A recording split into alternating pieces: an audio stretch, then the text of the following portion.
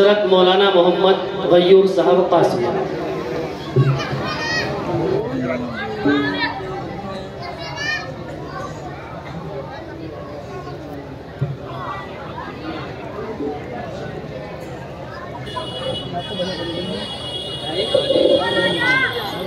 मजा आएगा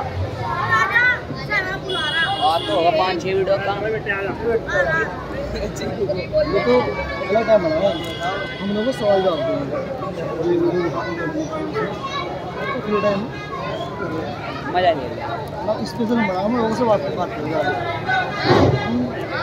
फील्ड में काम करते हैं फील्ड में ना काम। बिस्मिल्लाहिर्रहमानिर्रहीम अल्हम्दुलिल्लाहि रब्बिल आलमीन वस्सलातु वस्सलामु अला सय्यिदिल अंबिया'i वल मुरसलीन व अला आलिहि व अस्हाबिहि अजमाइन अम्मा बाद। आऊज़ु बिल्लाहि मिनश शैतानिर रजीम बिस्मिल्लाहिर्रहमानिर्रहीम अल्हम्दुलिल्लाहि रब्बिल आलमीन अर्रहमानिर रहीम मालिकि यौमिद्दीन इय्याका नअबुदु व इय्याका नस्तईन सदक़ल्लाहुल अज़ीम। बिरादरान इस्लाम, नौजवान साथियों, प्यारे बच्चों और पर्दे के पीछे बैठी हुई ख़वातीने इस्लाम,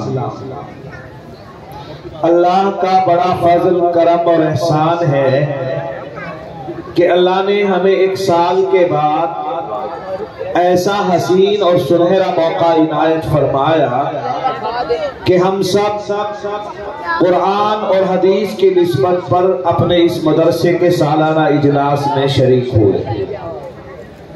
अल्लाह ताला हम सबको सही कहने और उस पर अमल करने की तौफीक अता फरमाए। ए बच्चियों, बिल्कुल खामोशी के साथ बैठ जाओ, नहीं तो फिर इलाज दूसरा होगा। जिसकी आवाज नजर आई ना, बोलते हुए जो भी नजर आया बस फिर देख भाई। थोड़े से जो लोग खड़े बैठ जाओ, आ जाओ। ये इल्म की मजलिस है, इसका अदब और एहतराम बहुत जरूरी। आ जाओ भाई, बैठ जाओ, जगह खाली ना रहे, थोड़े से आगे आगे को जाएं ताकि बाद में आने वालों को दिक्कत और परेशानी का सामना ना करना पड़े। बेहतर यही एक तरफ लगा दो। ये हकीकत है कि अगर बच्चा और बंदर खामोश नजर आए आपको तो समझ लो वो बीमार है, सही नहीं। बच्चे चुप नहीं रहेंगे तो इनकी खसलत है, इन्हें बोलना है।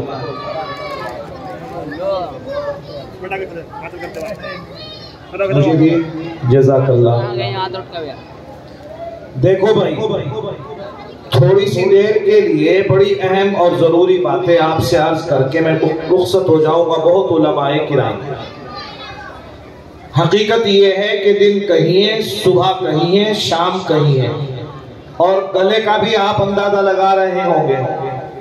और पूरे दिन फिर वहां इम्तिहान होता है मज़ाहिर लोम सहारनपुर में, उसमें ड्यूटी देती है। दोपहर को 1 घंटा आराम का मिलता है, जोर बाद फिर प्रोग्राम, उसी में कोई ना कोई अजी अस्सलाम वालेकुम मुलाकात के लिए आया था। समझ रहे हो? ये मदारिसे इस्लामिया और मकातिबे दीनिया खुदा की कसम हमारे लिए, हमारी मिल्लत के लिए, हमारे बच्चों के लिए, हमारी बच्चियों के लिए और पूरी इंसानियत के लिए एक अजीम सरमाया है। मैं तो यूं कहा करता हूं, इन मदारिसे इस्लामिया और मकातिबे दीनिया से हमारा ताल्लुक जानते हो कैसा होना चाहिए? जैसे खुशबू का फूल से होता है, रोशनी का सूरज से होता है, और रूह का ताल्लुक जिस्म से होता है। अगर हमारा और आपका ये ताल्लुक बाकी है तो हम बाकी हैं, और जिस दिन ये ताल्लुक हमारा खत्म हो गया तो हमारा वजूद भी इस दुनिया से खत्म हो गया।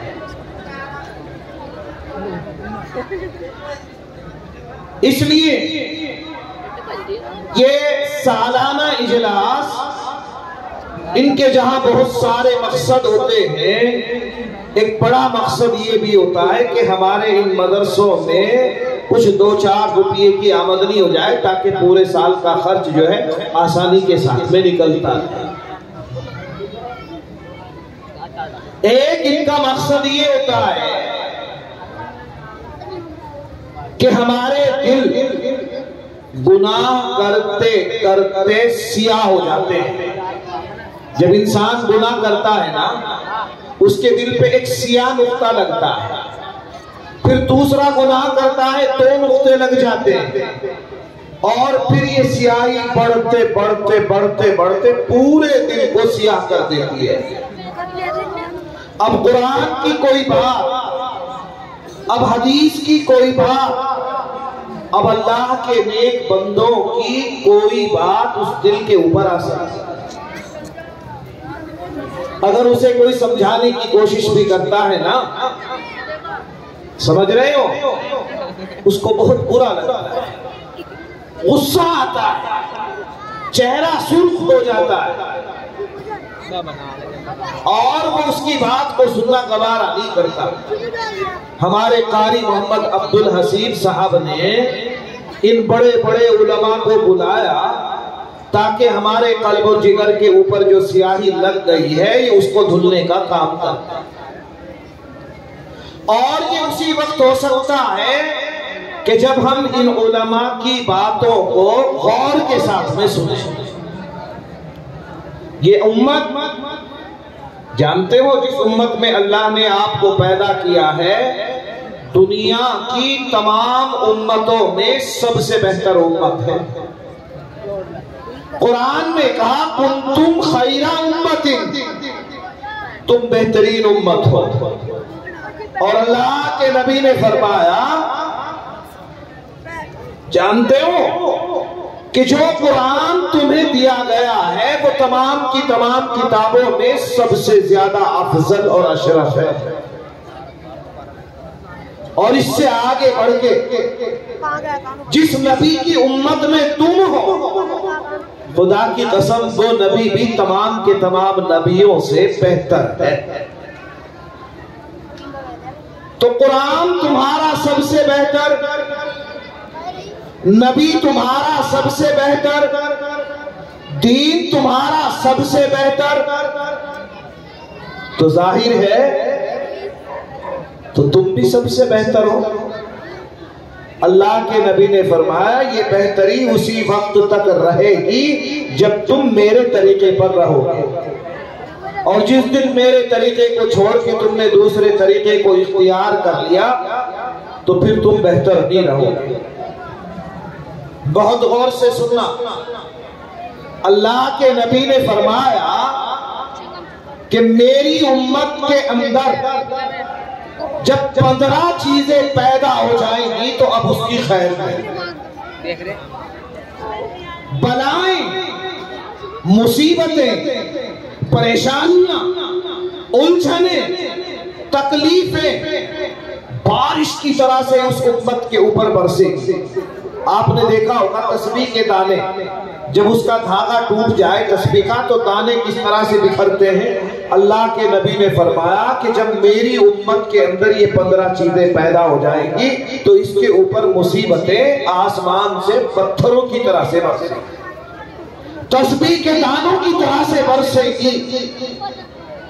वो 15 चीजें बहुत मुख्तसर अंदाज में बयान करके अपनी बात को खत्म कर रहा हूं। सबसे पहली चीज, जब माले गनीमत को दौलत समझा जाने लगेगा।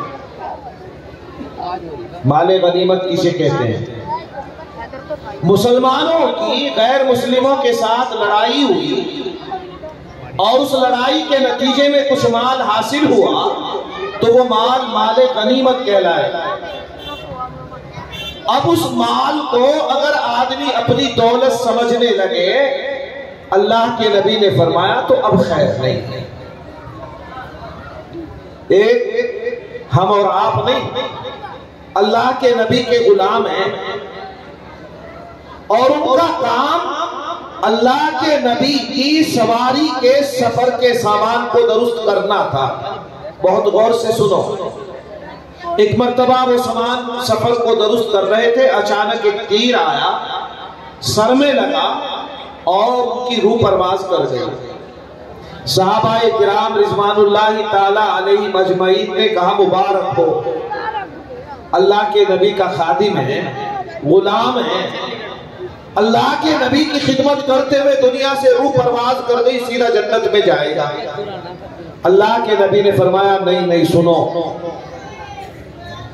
खैबर की लड़ाई में इस आदमी ने माले गनीमत से एक चादर को चुरा लिया था, आज वो चादर आग बन के इसको लिपट रही है, आग बन के लिपट रही है। अल्लाह के नबी सल्लल्लाहु अलैहि वसल्लम का खादिम होना भी काम नहीं है।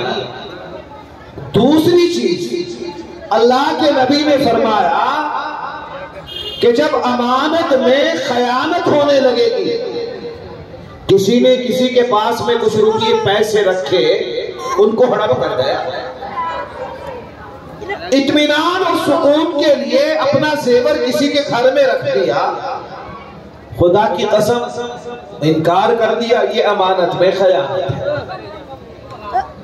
अल्लाह के नबी ने फरमाया कि जब अमानत में खयानत होने लगे तो समझ लो कि अब खैर नहीं। हदीस में आया, ला दीन लिमन ला अमानत लहू, उसका कोई दीन ही नहीं जिसके पास अमानतदारी नहीं। आपको बड़ा समझते हुए, खानदान और कबीले का आदमी समझते हुए आपके पास में कुछ पैसा रख दिया, आप हड़प कर गए, अगर ये चीजें होने लगे तो फरमाया अब खैर नहीं। तीसरी चीज नबी अलैहिस्सलातु वस्सलाम ने फरमाई कि जब ज़कात को तावान और दंड समझा जाने लगे तो समझ लो कि अब खैर नहीं। आज हमारी कैफियत यही है, कितना देना पड़ता है ज़कात में? 40 रुपयों में से 1 रुपया। हमारे पूरे गांव में मुश्किल से मुश्किल 2-4 आदमी ऐसे होंगे जो हिसाब लगा के ज़कात देते होंगे। जिस वक्त में नासिर उलूम पांडोली में पढ़ाया करता था, मेरे पास में एक आदमी आया और अर्ज किया, हजरत मुझे हिसाब लगा के बताओ मेरे ऊपर कितनी ज़कात है। और से सुनना, मैंने हिसाब लगा के बताया 5000 रुपये ज़कात के बने पूरे माल पे। अब अगले साल वो रमजान में आया और आने के बाद कहने लगा, हजरत मैंने इस मर्तबा खुद हिसाब लगाया और अल्हम्दुलिल्लाह मेरे पास ज़कात के 10,000 रुपये बने, मुझे अल्लाह ने दूना कर दिया। हमारे दिल और दिमाग में ये ख्याल रहता है कि अगर ज़कात निकालेंगे तो गड़बड़ हो जाएगी, माल खत्म हो जाएगा, अल्लाह बढ़ाएगा। और बढ़ोतरी किस तरह होती है? आपने ज़कात माल की नहीं निकाली, अस्पताल में जाना पड़ गया, कितने रुपये खर्च हो जाएगा। और जो ज़कात नहीं निकालते, अल्लाह के नबी ने फरमाया कि उसके माल को सांप की शक्ल में उसके ऊपर मुसल्लत कर दिया जाएगा और वो सांप उसके गले में लिपटा हुआ होगा, यहाँ खड़ा होके उसकी पेशानी के ऊपर डंक मारेगा और जमीन की तह में पहुंचा देगा और अर्ज करेगा, आना बालू का व आना कंज़, मैं तेरा खजाना। तो पहली चीज माले गनीमत को दौलत, दूसरी चीज अमानत में खयानत, और तीसरी चीज ज़कात को तावान समझा जाने लगे, दंड समझा जाने लगे। और औरतें तो यूं कहती हैं, अगर हमने अपने जेवरों का हिसाब लगा के ज़कात दे दी तो फिर हमारे पास बचेगा क्या? अल्लाह के नबी की खिदमत में एक औरत आई, कानों में सोने की जेवर पहने हुए थी। आपने फरमाया कि ये कानों में जो सोने के जेवर है आग के बना के पहनाए जाएंगे अगर ज़कात नहीं अदा करोगे। समझ रहे हो? हजरत मौलाना मजहर साहब नानोतवी, दारुल उलूम देवबंद जिनकी तरफ मंसूब किया जाता है, समझ रहे, वो अपने माल की ज़कात निकाला करते थे। जब मदरसे में पढ़ाने के लिए आए, जेब से 25 पैसे रास्ते में गिर गए। उस जमाने में 25 पैसों की अहमियत होती थी। मौलाना ने इत्मीनान और सुकून के साथ में पढ़ाया और अर्ज करने लगे कि जब दोपहर को छुट्टी होगी उसी रास्ते से गुजरेंगे तो हो सकता है मिल जाए। उसी रास्ते से गुजर हुआ, अचानक देखते क्या है कि वो 25 पैसे रास्ते में पड़े हुए हैं। मौलाना ने उठा लिया। एक गैर मुस्लिम का मकाम था, वो छत के ऊपर खड़ा हुआ था। मौलाना को आवाज दी, मौलाना 1 मिनट रुक जाइए। रुकिए। रुक गए। ऊपर से नीचे उतर के आया, अर्ज करने लगा, हजरत जी सुबह से मैंने तकरीबन 10 मरतबा अपनी छत के ऊपर खड़ा होकर इन 25 पैसों को देखा, और जब मैं उठाने के लिए रास्ते में पहुंचा तो ऊपर वाले की कसम मुझे ये नजर ही नहीं आई। समझ रहे हैं? एक बार मैं 10 बार अपने मकान से इन 25 पैसों को उठाने के लिए गया तो मुझे ये नजर नहीं आते। वजह क्या है? हजरत ने फरमाया, भाई पैसे मेरे हैं, मैं इनकी ज़कात निकालता हूं। ये मेरे पैसे हैं, मैं इनकी ज़कात निकालता हूं। चौथे नंबर पे ताजदार मदीना मोहम्मद अरबी सल्लल्लाहु अलैहि वसल्लम ने फरमाया कि जब इस दुनिया का बसने वाला इंसान बीवी की इताअत और फर्मा बरदारी करने लगेगा और माँ की नाफरमानी करने लगेगा तो समझ लो अब खैर है। बीवी की इताअत और फर्मा बरदारी करने लगे और माँ की नाफरमानी करने लगे तो समझ लो अब खैर है। समझ रहे? देखो, अगरचे सनद के एतबार से, रिवायात के एतबार से उलमा ने इस वाक़ये को लिखा है कि इसकी हकीकत कोई नहीं है, लेकिन बड़े बड़े आलिमों ने अपनी किताब में इस वाक़ये को जगह दी। इबरत के लिए बड़ा अजीब व गरीब है और कोई वईद नहीं। अल्लाह ने ये काम सहाबा से इसलिए करा दिया हो ताकि उम्मत को इससे इबरत हासिल हो। बहुत गौर से सुनो, माँ और बहनें भी बैठी हुई वो भी सुने। एक सहाबी मरजुल वफात में मुब्तला है, सांस चल रहा है, रूह निकलने वाली है, लेकिन जबान पर कलिमा जारी नहीं हो रहा है। बड़ी फिक्र हुई, बड़ी फिक्र हुई। हर इंसान की ख्वाहिश होती है ना मरते वक्त कलमा नसीब हो जाए, होती है। और अगर मैं आपके मजमे में से पूछने लगूं कितने लोग हैं जो कलमा जानते हैं, बहुत सारे ऐसे निकलेंगे जो कलमा भी नहीं जानते। कहां से पढ़ रहे हैं? मरते वक्त जबान पे कहां से आएगा कलमा जब कलमा पढ़ना ही नहीं जानते। इसलिए कलमे को सीखो। साहबी की जबान से कलमा जारी नहीं हो रहा है। अल्लाह के नबी के पास पैगाम पहुंचा, फरमाया बुलाओ। अम्मा कहां है इनकी? अम्मा आई, अर्ज किया अम्मा तुम्हारा बेटा कैसा है? फरमाया अल्लाह के नबी नमाज पढ़ने वाला है, रोजे रखने वाला है, कुरान की तिलावत करने वाला है, तहज्जुद में बेदार होने वाला है, गरीबों की कफालत करने वाला, यतीमों को सीने से लगाने वाला, हर खैर और भलाई के काम में बढ़ चढ़ के हिस्सा लेने वाला है। नौजवानों, अल्लाह के नबी ने पूछा, मैं ये नहीं पूछ रहा हूं, मैं तो ये पूछना चाहता हूं आपके और उसके ताल्लुकात कैसे हैं। फरमाया अल्लाह के नबी मैं उससे नाराज हूं। आपने साहबा की तरफ तवज्जो की और फरमाया मेरे साहबा, खुदा की कसम मां की नाराजगी की वजह से मेरे इस दोस्त की जबान से कलमा जारी नहीं हो रहा। अम्मा इसको माफ कर दो। फरमाया अल्लाह के नबी बिल्कुल नहीं करूंगी, मेरा बड़ा दिल दुखाया। तो नहीं माफ कर दो, बिल्कुल नहीं करूंगी। आपने साहबा से फरमाया कि लकड़ी इकट्ठी करके लाओ, उसमें आग लगाओ और हाथ पांव पकड़ के इसको आग में डाल दो। मां तो मां होती है। और रोने लगी। अल्लाह के नबी ऐसे कैसे हो सकता है, मेरी निगाहों के सामने मेरा लाल जले। फरमाया फिर जहन्नम की आग तो इससे भी बढ़कर है, या तो माफ करो। फरमाया जाओ, मैंने अपने बच्चे को माफ कर दिया। इतना कहना था, साहबी की जबान से कलमा जारी हुआ और ईमान पर खात्मा हुआ। अल्लाह के नबी ने पूछा, अच्छा अम्मा यूं तो बताओ तुम नाराज क्यों थी? सुनो माँ और बहनों, सुनो औरतें, सुनो बच्चे, सुनो। फरमाया अल्लाह के नबी ये मेरी बातों पर अपनी बीवी की बात को तरजीह देता था और मेरी बात नहीं मानता था, इसलिए नाराज था। मेरी बातें नहीं मानता था और मेरी बात से अपनी बीवी की बात को ऊपर रखता था, इसलिए मैं इससे नाराज हूं।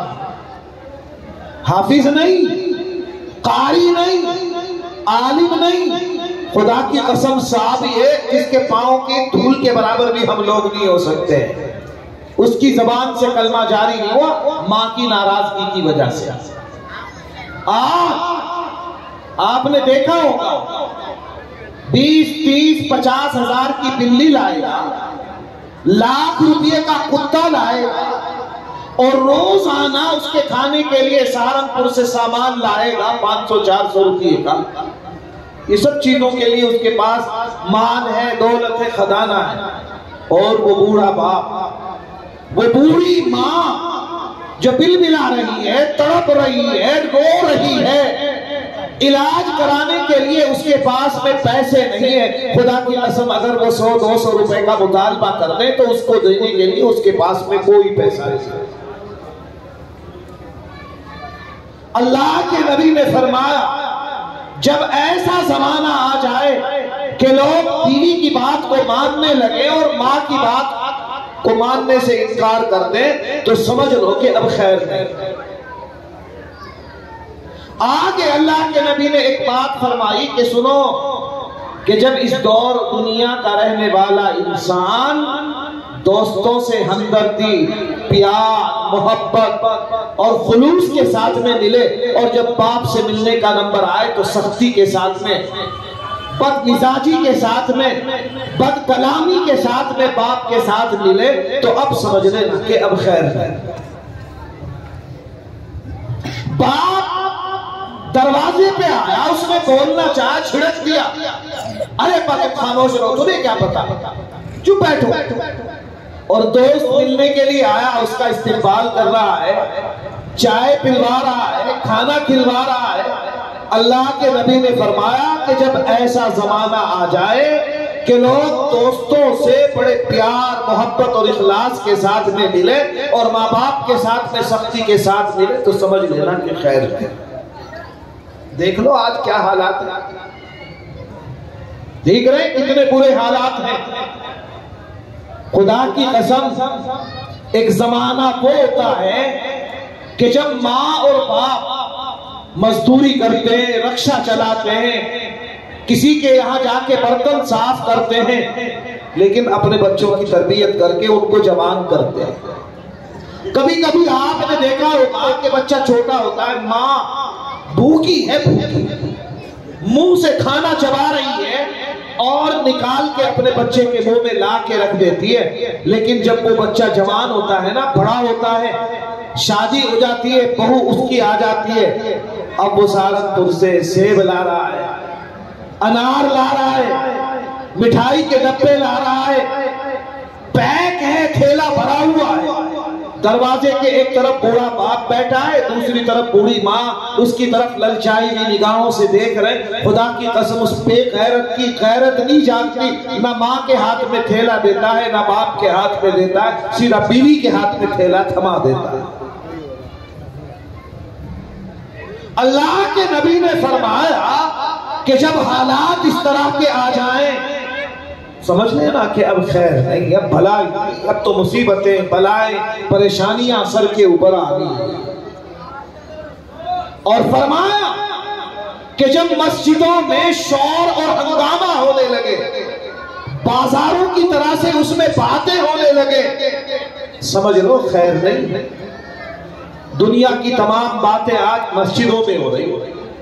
अगर खुदा ना खास्ता किसी को टोक दिया ना, किसी ने लठ बजने को तैयार हो जाते।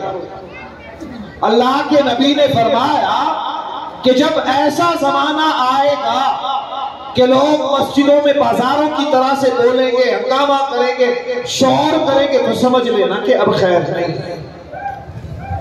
आगे अल्लाह के नबी ने फरमाया, लोगों, जब हमारे जवान शराब पीने लगे, समझ लेना कि अब खैर आज कैफियत ये है, शराब जो है वो आम हो। देखा तो माँ और बाप, बच्चे और बच्चियां नन्हे नन्हे से, बाप मजदूरी करने के लिए शहर गया, बीवी ख्याल करती कि मेरा शौहर आटा लेके आएगा, मैं बच्चों को खाना बना के दूंगी। बच्चे ख्याल कर रहे हमारे अब्बा 2-4 रुपये लाएंगे, हमें 1-2 रुपया देंगे, लेकिन वो शराब के ठेके पे गया, शराब का कोड़ा लिया, उसने पिया, बेहोश होकर जमीन पे गिर गया, कुत्ते उसके मुंह पे आके पेशाब कर रहे। जो माल, जो दौलत, जो रुपया और पैसा उसकी जेब में था, खुदा की कसम लोग निकाल के ले गए। अल्लाह के नबी ने फरमाया कि जब शराब पी जाने लगेगी, समझ लेना कि अब खैर नहीं। और सुनो शराब पीने वालों, अल्लाह के नबी का फरमान है कि शराब जो है तमाम बुराइयों की जड़ है। आज तो शौक में पी रहे हैं हमारे नौजवान। शराब पीने वालों, नशा करने वालों, इसमें और दूसरी चीजों को इस्तेमाल करने वालों, सुनो, अल्लाह के यहां जब पेशी होगी, अल्लाह नशा करने वालों को खाने और पीने के लिए क्या देगा, अंदाजा लगा लो और तौबा कर लेना। जो जिना करने वाले मर्द होते हैं और जिना करने वाली औरतें होती हैं, जब वो जहन्नम में डाल दी जाएंगी, जहन्नम में डालने के बाद उनके पेशाब के रास्ते से और पाखाने के रास्ते से जो खून और पीप निकलेगा, उसके अंदर इतनी बदबू होगी कि जहन्नम खुद उससे पनाह मांगेगी।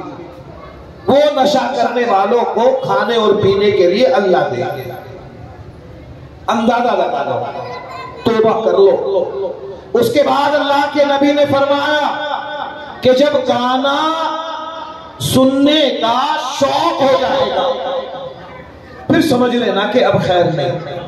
देखो आज बच्चा, बूढ़ा, जवान, मर्द, औरत, सबके हाथ में मोबाइल है और किसी का मोबाइल चेक करके देखो गाना ही सुनता हुआ नजर आएगा। हालांकि मोबाइल में तकरीरें भी हैं, हालांकि मोबाइल में कुरान की किरातें भी हैं, नज़्म नगमात भी हैं, लेकिन आप जिसको भी देखो तो वनन की फिल्में या गाने ही देखता हुआ नजर आए। अल्लाह के नबी ने फरमाया कि जब गाना सुनने का हद से ज्यादा शौक हो जाएगा, समझ लेना अब खैर है। और एक नबी अलैहिस्सलाम ने फरमाया कि गाने का रिवाज आम हो जाएगा। आज देख लो, बिल्कुल आम हो गया है। नन्हे नन्हे बच्चे, मासूम से बच्चे, छोटे से बच्चे, माँ कहती है कि इसे मोबाइल चला के दे दो, चुप हो जाएगा। और ये नन्हे से बच्चे बैठे ना, इतना आप भी शायद जानते होंगे जितना मोबाइल को ये जानते हैं। बिल्कुल आम हो गया। अल्लाह के नबी की पेशी कोई साबित हो रही, इसीलिए चारों तरफ से मुसीबतें हमारे ऊपर नाजिल हो रही। फरमाया कि जब गाने का आम रिवाज हो जाएगा तो समझ लेना खैर है। इसलिए बुजुर्गों से सुना कि जब एक औरत को जहन्नम में घसीट के ले जाया जाएगा, वो अल्लाह से सवाल करेगी, ऐ अल्लाह मैं आपसे दरखास्त करती हूँ 1 मिनट के लिए मेरी बात सुन ले। वाकई मैंने जिनाकारी की, दूसरे मर्दों के साथ में मैंने आंख मिलाई, गलत काम किया और जो कुछ ना करना था मैंने वो सब कुछ किया, उसकी वजह से मुझे जहन्नम में ले जाया जा रहा। लेकिन अपने इस गुनाह में मैं तन्हा शरीक नहीं हूं, मेरे साथ और भी शरीक है, उनको भी मेरे साथ जहन्नम में दाखिल किया जाए। फरमाया वो कौन है? कसम से पहले तो मेरा बाप, जिसने मुझे मोबाइल खरीद के दिया। वो जानता था मेरी कोई फैक्ट्री नहीं, मैं किसी कॉलेज की प्रोफेसर नहीं, मैं किसी फैक्ट्री की इंजीनियर नहीं, मैं कोई डीएम या एसडीएम नहीं जिसके मुझे मोबाइल की जरूरत हो। मेरा शौक पूरा करने के लिए मेरे बाप ने मुझे मोबाइल दिया और मोबाइल से मेरे दूसरे लोगों से ताल्लुकात हो गए। तो इस गुनाह के अंदर जो है मेरा बाप भी बराबर का शरीक है। अल्लाह की तरफ से हुक्म मिलेगा, इसको भी पकड़ो। फरमाया इसके बाद मेरा भाई भी बराबर का शरीक है। क्यों? इसलिए कि जब मैं स्कूल से कॉलेज से गायब रहती थी, छुट्टी 12 बजे, मैं 4 बजे घर आया करती थी, मुझसे कभी नहीं पूछा तो इतनी देर तक कहां रहती है। मुझसे मिलने के लिए कोई आता तो कभी इसने कुछ ना कहा। अगर मेरा भाई चाहता मुझे रोकना तो खुदा की कसम में रुक सकती थी, इसलिए बराबर का शरीक है मेरा भाई, इसको भी पकड़ा जाए। फरिश्ते उसको भी पकड़ के लेके चले गए। अब उसके बाद ये औरत कहेगी कि ऐ अल्लाह, बाप और भाई के साथ साथ मेरा शौहर भी जो है वो बराबर का शरीक है। जब मैं दुल्हन बन के इसके घर में आ गई, अब तो मैं इसकी हो गई थी। अब वो मेरे पुराने दोस्त मुझसे मिलने के लिए खुदा की कसम मेरे घर आते थे, कभी इसने भी रोक टोक नहीं की। और मैं उनसे मिलने के लिए बाजार जाती थी, कभी इसने परवाह नहीं की, इसलिए बराबर का ये भी शरीक है। उसके बाद औरत फरमाएगी कि अब मेरी गोद में बच्चा हो गया, ये पल के जवान हुआ, इसने कभी रोक टोक नहीं की, ये मेरा बच्चा भी बराबर का मेरे गुनाह में शरीक है। अल्लाह की तरफ से हुक्म होगा, चारों को ले जाके जहन्नम में डाल दो। इसलिए बच्चियों को मोबाइल देने वालों, समझ में आ रहा है? और उसके बाद अल्लाह के नबी अलैहिस्सलातु वस्सलाम ने फरमाया बहुत सारी चीजें कि जब बाद वाले पहले वाले लोगों की शान में गुस्ताखी करने लगे तो समझ लेना कि अब खैर है। आज कहीं भी जाओ, मौलवियों को, आलिमों को, हाफिजों को, कारियों को निशाना बनाया जाए। अंग्रेजों की चाल थी कि अवाम और उलमा में दूरी पैदा कर दी जाए, आज वो दूरियां हो गई। ये बात बता के अपनी बात को खत्म करूंगा, बहुत गौर से सुनो। ये हमारे आलिम हैं। मैंने एक मर्तबा हजरत मौलाना उमर पालनपुरी रहमतुल्लाह अलैह की जबान से सुना है, वो जमात के साथियों से कह रहे थे कि इन उलमा की तश्कील ना करो, ये हमारी आंखों का सुरमा और हमारे सर का ताज है। इतना ऊंचा मकाम है इनका। एक आदमी के यहां 2 लड़के पैदा हुए। किस्मत सबकी अलग अलग होती है। एक ने तरक्की करके माल कमाया, फैक्ट्री लगाई, बागात खरीदे, जमीन और जायदाद का मालिक बन बैठा, हवेली बना ली, कारोबार उसका बहुत बड़ा हो गया। लेकिन इत्तिफाक यह है अल्लाह ने एक बच्चा दिया उसको। बच्चा भी कैसा है, गौर से सुनना। एक टांग से लंगड़ा, एक पांव से लुंजा, एक आंख से काना, अपाहज और मोहताज, नाक से पूना चलता रहता है, मुंह से थूक बहता रहता है। और उसका दूसरा भाई गरीब है, उसके पास गाड़ियां नहीं, बागात नहीं, फैक्ट्रियां नहीं, जमीन और जायदाद का मालिक नहीं, मुख्तसर सी अपनी मजदूरी करके आता है, अपनी जिंदगी गुजार। अल्लाह ने उसके यहां बहुत खूबसूरत औलाद पैदा कर दी। उसने अपने बच्चे को पढ़ाया, आला तालीम हासिल करके दुनिया की आला डिग्रियां पाली।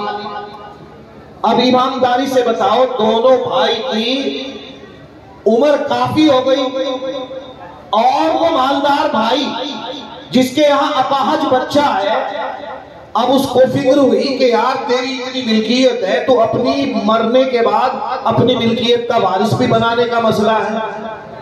मेरे नौजवान साथियों, ईमानदारी से बताओ, वो अपने अपाहज, लंगड़े, लूले और मोहताज को अपनी मिल्कियत का मालिक बनाएगा या अपने भाई के खूबसूरत पढ़े लिखे लड़के को अपनी मिल्कियत का मालिक बनाएगा और वारिस बनाएगा? बताओ, बोलो, अपने को या दूसरे को? नहीं, खुदा की कसम, उसके भाई का कितना भी बड़ा, कितना भी अच्छा और कितना भी पढ़ा लिखा लड़का हो, हो, वो अपने अपाहज को, लंगड़े को, मोहताज ही को अपनी पूरी मिल्कियत का मालिक बनाएगा कि नहीं बनाएगा? भाई के को नहीं बनाएगा। समझ रहे हो? अल्लाह के नबी ने फरमाया ये अंबिया भी जो है हमारी मिल्कियत के मालिक हैं, हमारे वारिस हैं। ये अगर लंगड़े, अपाज हैं, लूले, आंख से नजर नहीं आता तो भी ये हमारी मिल्कियत और हमारी विरासत के मालिक होंगे। समझ रहे हो? इनकी शान में अगर गुस्ताखी करोगे तो तबाह बर्बाद होके रह जाओगे। इसलिए इन मदारिस इस्लामिया और मकातिब दीनिया, ये आपका मदरसा भी उन्हीं में से है। खुदा की कसम, इनमें इस तरह की तालीम दी जाती है कि हम इंसान बन जाएं, अपने पड़ोसियों के हुकूक को पहचाने, माँ के हुकूक को पहचाने, बाप के हुकूक को पहचाने, रिश्तेदारों के हुकूक को पहचाने, अच्छाई और बुराई को पहचाने। आपके इन मदरसों में होने वाले जलसों का यही मकसद होता है। इसलिए मुसलमानों, ईमानदारी से बताओ, तौबा कर लो कि मौलाना आज के बाद हम अमानत में खयानत नहीं करेंगे। आज के बाद हम अपनी बीवी की बात को अपनी माँ की बात पर तरजीह नहीं देंगे। आज के बाद हम अपने दोस्तों को अपने बाप पर फौकियत नहीं देंगे। आज के बाद हम शराब नहीं पिएंगे।